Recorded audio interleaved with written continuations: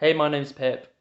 This video contains exactly the same information that you've just received in the email, but if you find it easier to watch a video of me talking about it than reading the email, then this is for you. Um, in August, General Council announced 11 strategic changes for improving Woodcraft Vote's financial sustainability and to help us deliver on our aims and principles better.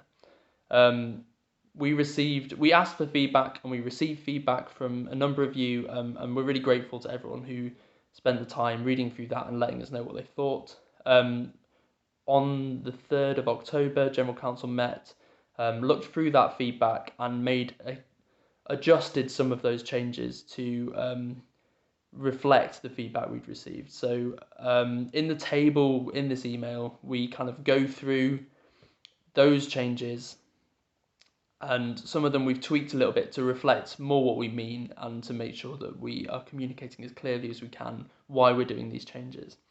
If you have any more feedback for us or any questions, please get in touch. Our email is general.council@woodcraft.org.uk.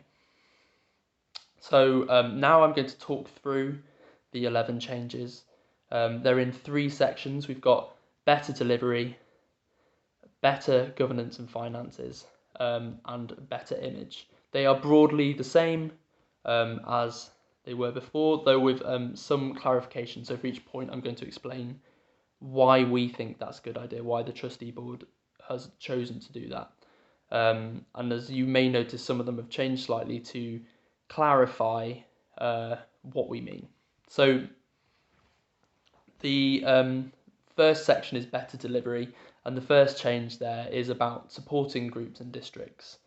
General Council would like to prioritise allocating resources to supporting our volunteers,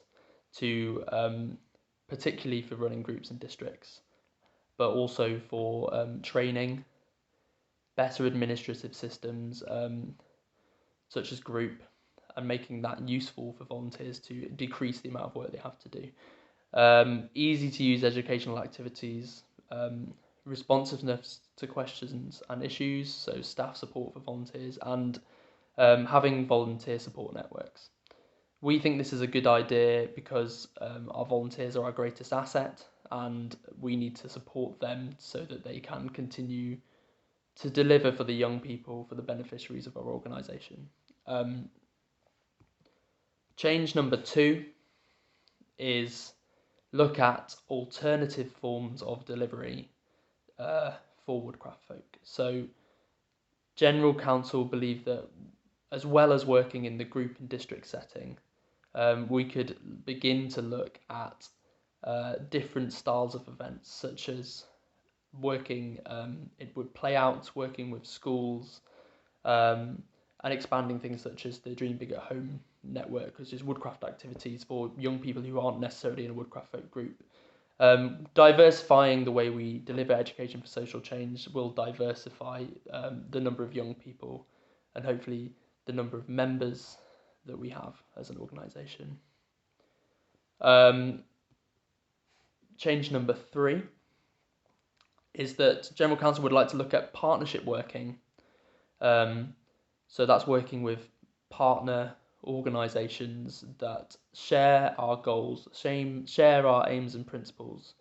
We already do this, but we think by doing it more, we will be better known and understood as an organisation, and we'll also reach more potential volunteers and well as more young people with Woodcraft Folks' message, with Woodcraft Folks' aims and principles, and it will help grow our organisation. We think that's why we think it's a good idea, as well as offering opportunities for training for external organisations, such as we already do with safeguarding with Amnesty International.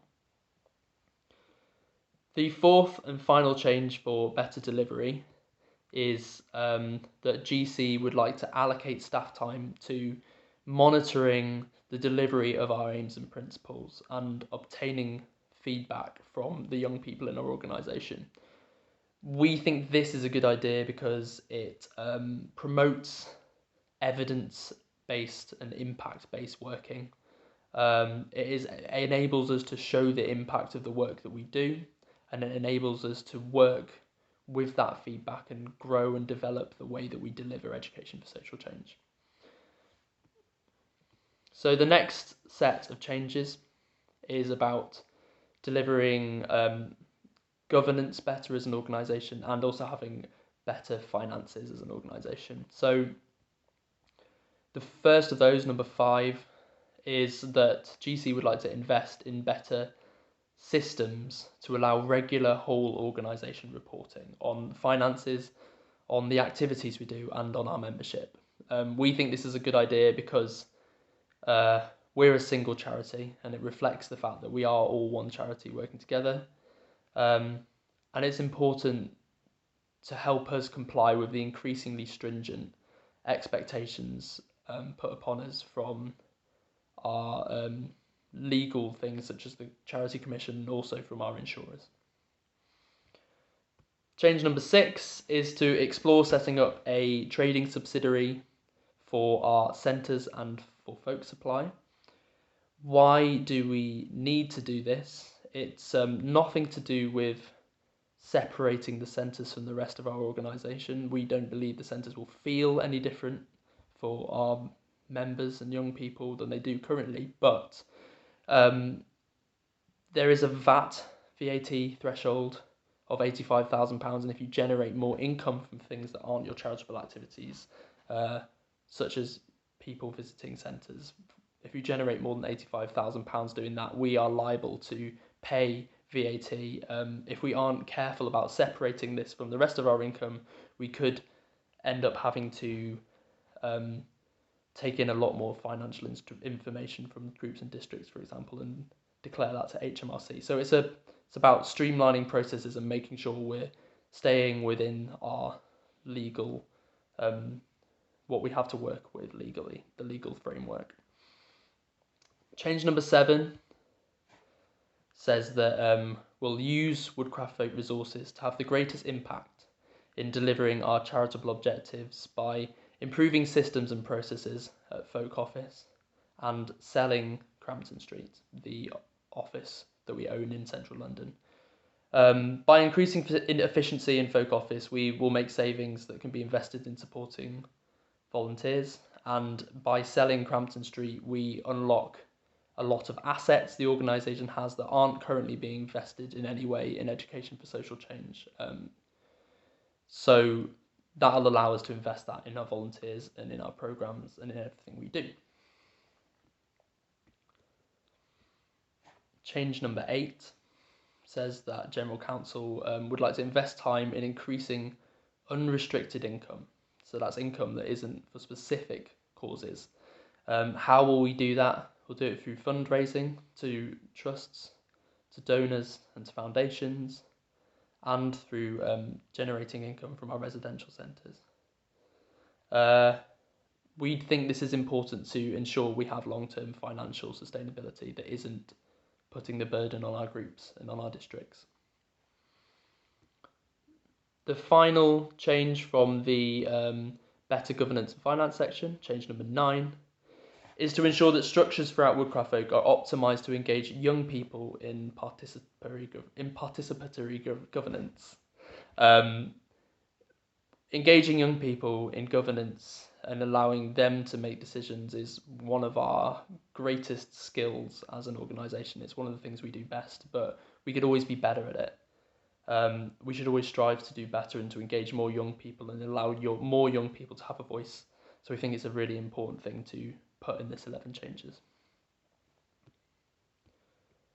The final 2 changes are about having a better image as an organisation. So the change number 10 says that General Council will invest in exploring changing our brand, rebranding as an organisation. So that's new logos, new strap lines, having colour schemes, etc. We think this is an important thing to do to make sure we have an easy description of what we do, that people find it really easy to understand what Woodcraft Folk offers to young people, the difference that we make. We're not talking about changing the name necessarily, and this is a discussion we're definitely going to have with the membership as widely as possible, because it's our organisation that we need to make sure we get this right if we do this. But we think we can make it clearer what is on offer in Elfins, in Pioneers, in Venturers, in DFs, and what experiences young people are going to have to encourage more young people to get involved. The final change, change 11, is to move our registered office to Hollyoake House in Manchester. Hollyoake House is where loads of cooperative organisations in the UK are based, including Co-ops UK, and we think recentering there would allow us to be seen more integral to the cooperative movement. And we are really integral to the cooperative movement. We're the UK's cooperative youth movement, and we teach young people all over the country about the value of cooperation. So being in the centre of that is really important. It also allows us to use and share systems with those other cooperative organisations and make savings through doing that. So those are the 11 changes. Thank you for watching this video. If you have any questions, any concerns, any more feedback for us, we are really happy to hear it from you. We'd love to hear it. Please email us generalcounsel@woodcraft.org.uk. Thank you for watching.